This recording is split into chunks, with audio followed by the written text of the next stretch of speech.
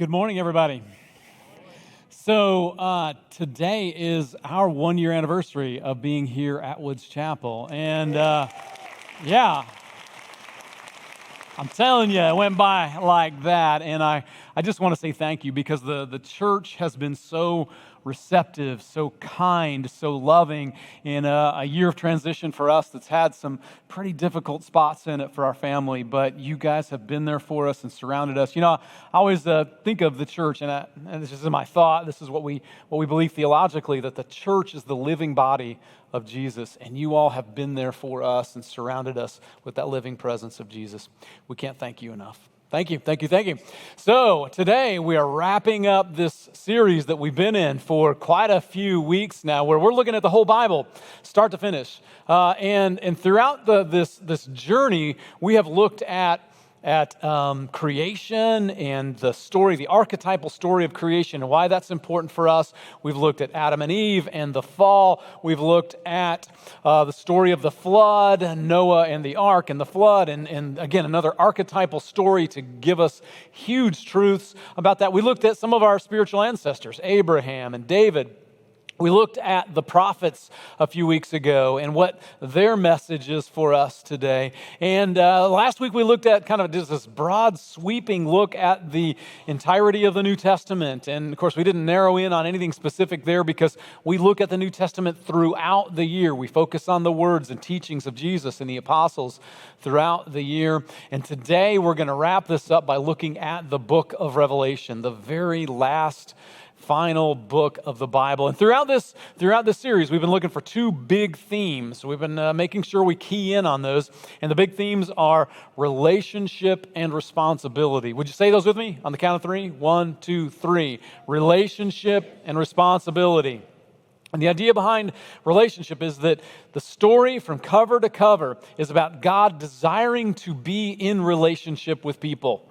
And God desiring people to have healthy relationships with one another and with all of creation. And in that, those connections, that relationship, what we believe is that God also has given us responsibility, work to do in caring for one another, work to do in caring for creation, relationship and responsibility. That's been true for every part of the Bible we've looked at up to this point, and it's also true of the last book of the Bible, the book of Revelation.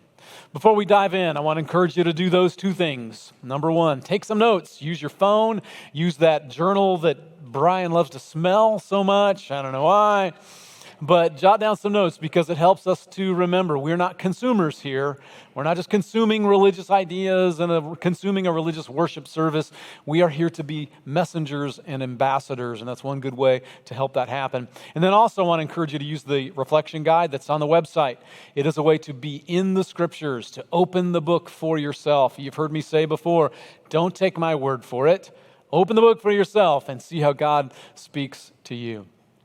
All right, let's take a look at the book of Revelation. Now, the actual name for the book, the title for the book, is The Revelation of John.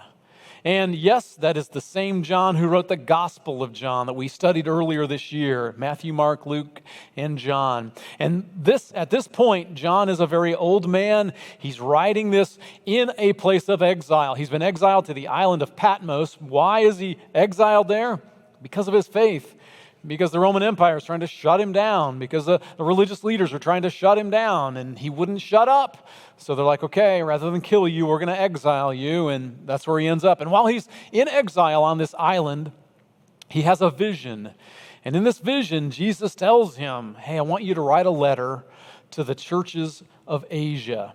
Now, here's the thing.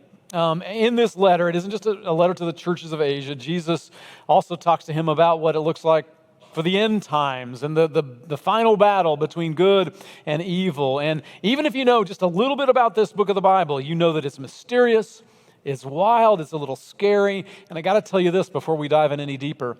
If anybody tells you that they understand the book of Revelation completely, they are lying to you. All right? Because it's so rich with imagery, and what we're going to see here in just a little bit, it's not meant to be fully understood, especially from our perspective in the 21st century.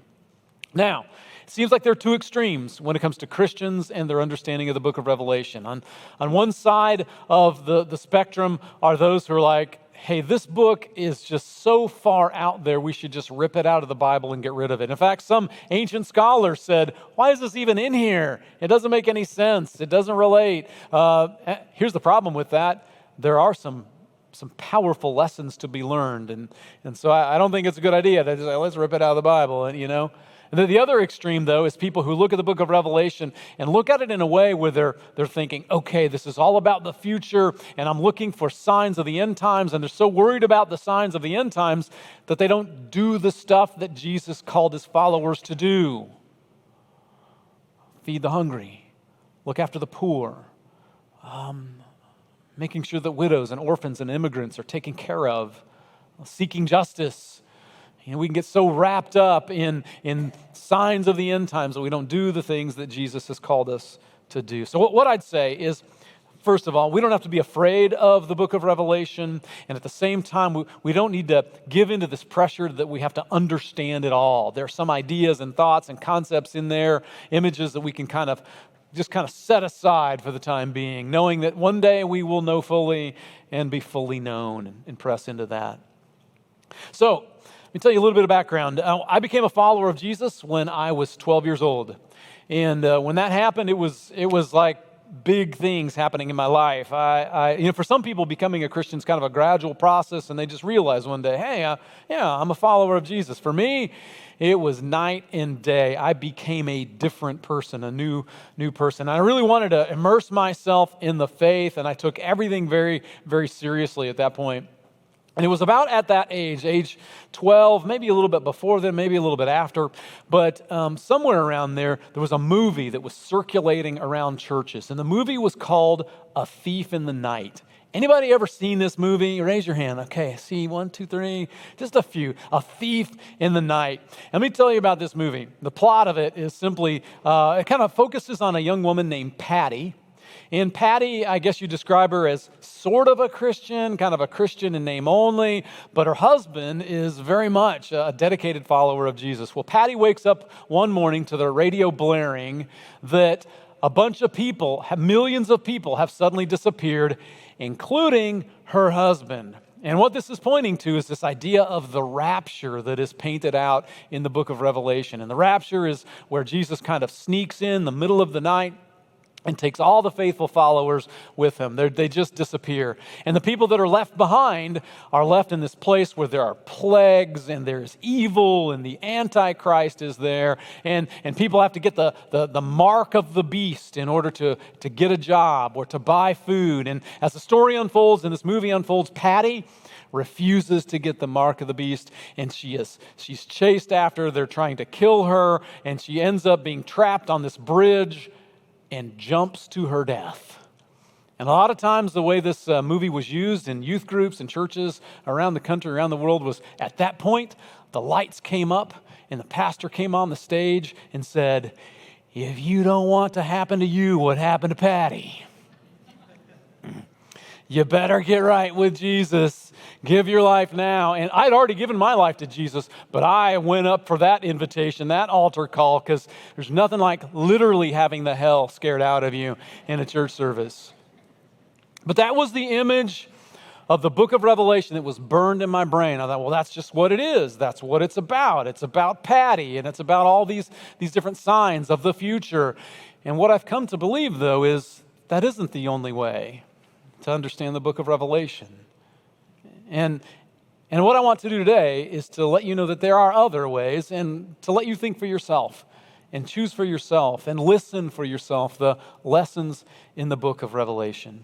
So let's get started. I want to give you a little bit of background information on the book of Revelation. First of all, it was written about 95 AD, so at the very end of the first century. And it was written during the reign of Emperor Domitian, the Roman Emperor Domitian, who followed the Roman Emperor Nero. And you may remember that Nero really tried to rid the the city of Rome of Christians, wanted to get rid of all the Christians in the city of Rome, actually blamed the Christians for the burning of Rome, which historians now say he kind of started the fire himself because he wanted to do a new building project. But Christians took the blame for that, and Nero got that started, persecution of Christians. Domitian took it to the next level and said, hey, let's get them out of the entire Roman Empire. So Christians were being persecuted at that time. Revelation is a letter, and it's written to 7 different churches in Asia. And these 7 different locations would have been in modern-day Turkey. Some of the churches were facing persecution. Some of them were not facing persecution. So, different stories to each of the 7 churches. Revelation is a letter, but it's written in an interesting style called apocalyptic literature. And apocalyptic literature is a style that uses very, very vivid imagery, and it was usually used in periods of history where people were being persecuted. They're being persecuted, and there's an evil power in control. People are being oppressed. They don't know how the evil power is going to be defeated. And the message of this type of literature is always this: God is in control. Even though it may not look like it, God is in control, and the day is coming when God will set things right and defeat evil, so don't give up. Big theme in apocalyptic literature. Don't give up. Stay strong, stay faithful, even in the face of persecution. That's the message of almost all apocalyptic literature, including the book of Revelation. Now, apocalyptic literature uses very vivid imagery, but it's not meant to be taken literally. It's meant to evoke ideas. It's meant to evoke emotions. And sometimes those images were used as a code. And in the book of Revelation, so it's talking about Babylon. And Babylon at that point we know was a code word for Rome. The Christians didn't want to have documents in their hands that criticized Rome, but you could criticize Babylon and be okay with that. We have to understand some of those ideas in there. It's also important to know how to read the book of Revelation, because over the last 2,000 years, there have been 4 different ways that Christians have read this book. And the most recent way of reading it really only occurred about 150 years ago. But it's the way that movie I just mentioned, A Thief in the Night, it's the reading of that. How many of y'all read any of the Left Behind books? Anybody read any of the Left Behind books? So this particular way of reading it is the motivation behind the Left Behind books, and it's called the Futurist View. And the Futurist view on Revelation is that it's about what's going to happen in the very end, right before the end of time and Jesus returns. So what futurists are always doing and always looking for is signs for the beginning of the end. And it's really popular for televangelists, but we got to remember that every generation has had people who thought that the end was happening. When the plague swept through Europe, they thought this is the beginning of the end. For many people, when Hitler came to power, Stalin came to power, this is the beginning of the end. For some people, 30 years ago, when Mikhail Gorbachev rose to power, they said he's the Antichrist because he's got the birthmark that is mentioned in Revelation. When the European Union formed and there were 10 nations in the European Union, a lot of people said, well, that's the 10-headed beast that we see the imagery for in Revelation. But then all of a sudden there were 11 members of the European Union, and 12, and 15, and 17, and now there are 27 members there. But futurists are always watching the news, looking for signs of the beginning of the end. But that's only one way to read Revelation, and it's the most recent way. Second school of thought is called the Historicist View.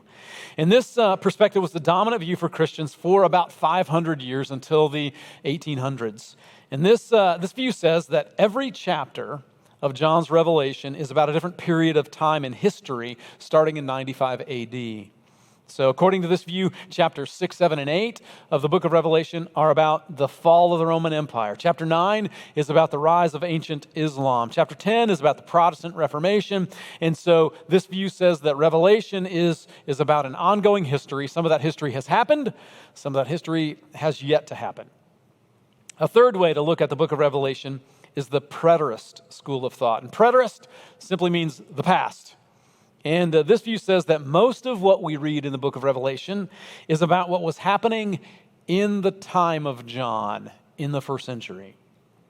The persecution he's describing is not persecution that is to come, it's persecution that was going on in the Roman Empire in the first century. And then one other perspective is the symbolic view. Some people call it the idealistic view. And this says that the book of Revelation is not describing any actual events in the past or the present or the future. The symbolic view is that Revelation really is about the kinds of spiritual conflicts that happen in every generation and within every person, every follower of Jesus, in every time and place. Because, this view would say in every generation, there's a beast. In every generation, there's a temptation to take on the mark of the beast. In every generation, there's conflict between good and evil, and ultimately God wins. God wins. That's the symbolic view of Revelation.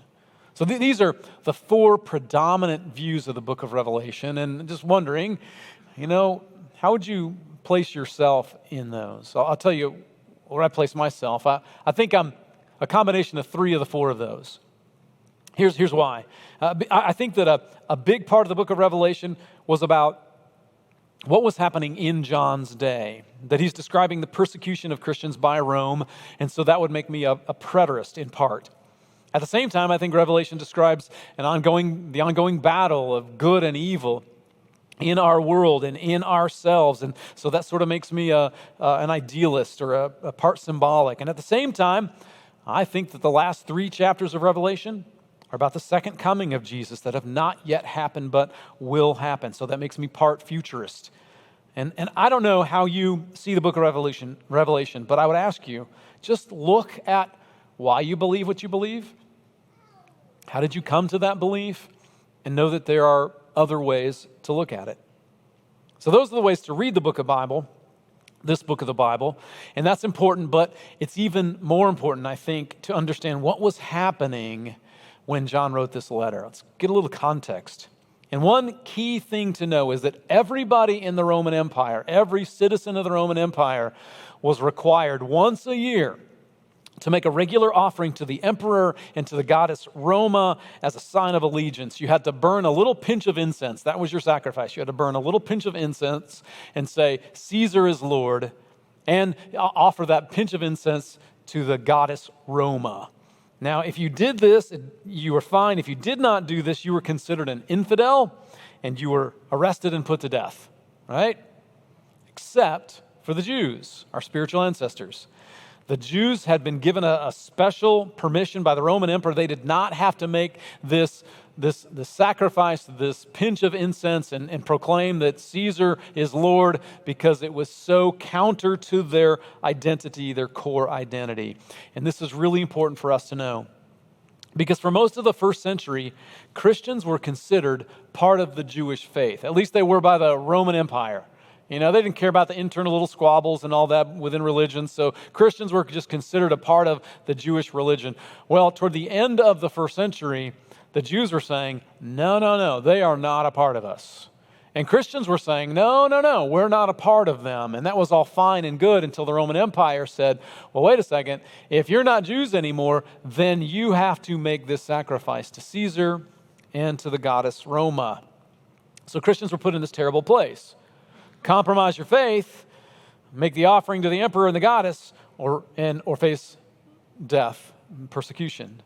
So you can see where that line was drawn. And some Christians, they refused to make this sacrifice to the emperor and to the goddess. They refused. And so most of them, they weren't arrested and killed. They just went underground. They just disappeared into the subculture. And if they were caught, they were executed. But some Christians, instead of doing that, they went with the flow. And they said, hey, we realize that the emperor is not really a god, and Roma is not really a goddess. And even if we give our little pinch of incense to them, I know who God is, and I know that Jesus is my Lord, so I'm just going to go with the flow. Well, John's letter is written to both of those people. It's written to those that are being persecuted for their faith. He's writing to them because these are people, some of them barely existing, barely getting by, living underground, living in fear, being tortured and killed if they're caught. He's writing to them in the book of Revelation to say, don't give up. God is with you. Ultimately, God will defeat this evil. Just continue to persevere in faithfulness and you'll be blessed. He wants them to know that things will be made right. So part of the message of Revelation is for them. But then John is also writing to those Christians who had compromised their faith. He's saying to them, hey, accommodating to Roman culture will and can and will lead to spiritual death. So it was a big warning to them. In fact, look at what Jesus says to the church in Laodicea. Remember, this is a letter to 7 churches, all in different places, some of them being persecuted, some of them not. The church in Laodicea, the city was one of the wealthiest cities per capita in the entire Roman Empire. And of all the churches that John mentions, of all the 7 churches, Laodicea is the one that's most like Christians in the United States today. And here's what Jesus says to this church. I know your deeds, that you are neither hot nor cold. I wish you were either one. So because you're lukewarm, neither hot nor cold, I'm about to spit you out of my mouth. You say, I'm rich, I've acquired wealth and do not need a thing, but you do not realize that you're wretched, pitiful, poor, blind, and naked. The message to the church in Laodicea is you've compromised your faith to the point where you're repulsive. Now, one of the questions we have to ask when we look at the church in Laodicea and we think about ourselves, the question is, am I compromising with my culture? Am I any different from my surrounding culture because I choose to follow Jesus? I mean, do you spend your time any differently because you follow Jesus? Do you spend your money any differently because you follow Jesus?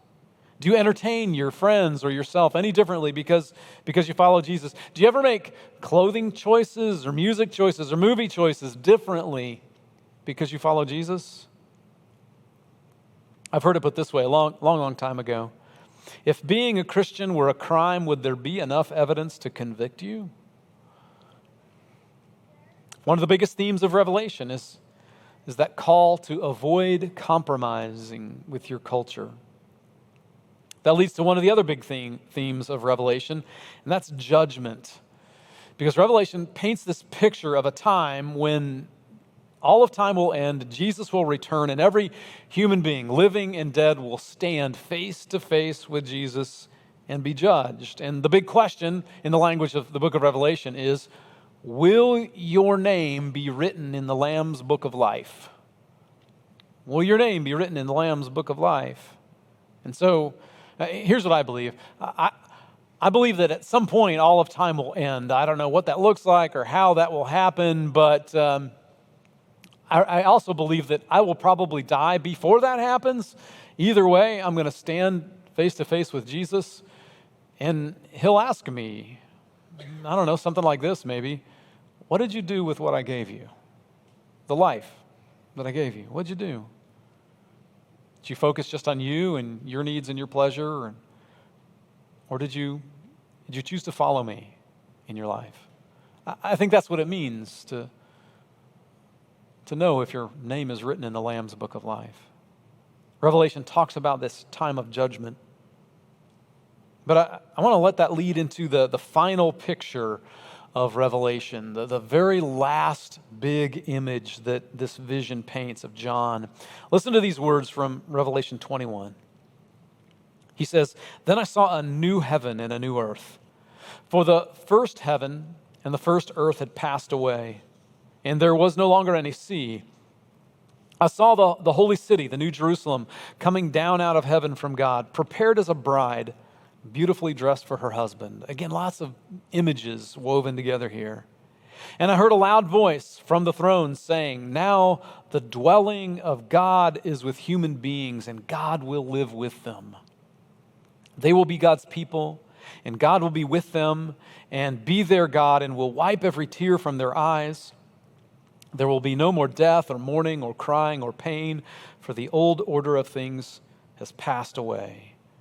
And then John begins to describe this new Jerusalem, this new creation at the end of time. And he describes a beautiful garden with trees, and he describes one tree in the center of the garden. And he says, this is the tree of life. And there's a river that flows through the new Jerusalem and brings life to the city. And then God is in the middle of this place. In fact, there's no need for the sun, John tells us, because God will be the source of light.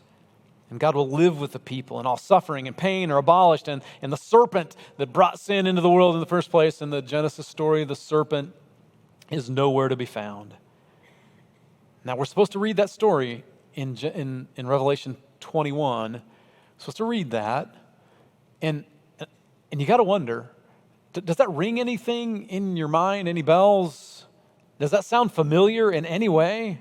It's meant to make us go back to the very beginning of the Bible in the book of Genesis, where it says this. This is Genesis 2. Now the Lord God planted a garden in the east, in Eden, and there God placed the man he had formed.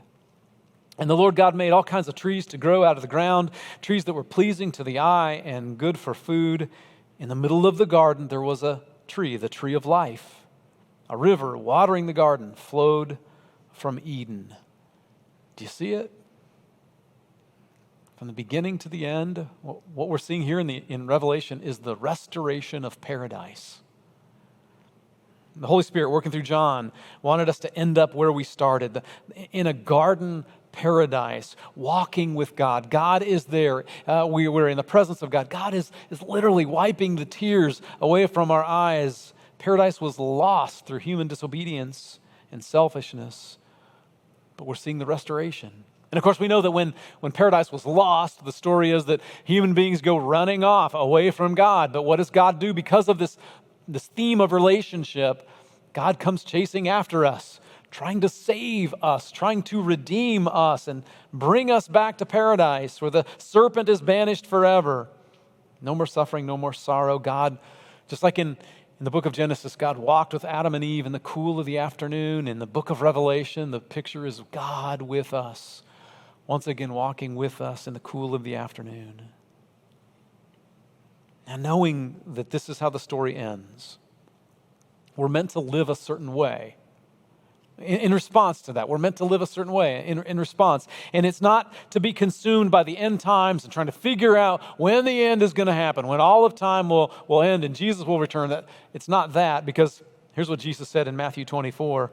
No one knows about that day or hour, not even the angels in heaven, nor the Son, but only the Father. Instead, the book of Revelation paints a picture for us of paradise, and it's essentially saying, hey, if you know that God's plan is paradise, a place where there's no more hunger, no more pain, no more injustice, no more evil, then the challenge is start bringing that paradise to reality now. Don't wait around for it to happen. I mean, yes, Jesus will return and be excited about that, but don't be passively waiting. In the meantime, there's work to be done. I think Revelation is telling us, let's get busy with that work. And Revelation is asking us about relationship and responsibility. It's asking us, is your name in the book of life? And for your name to be written in the book of life, it means that you're trusting Jesus with your life.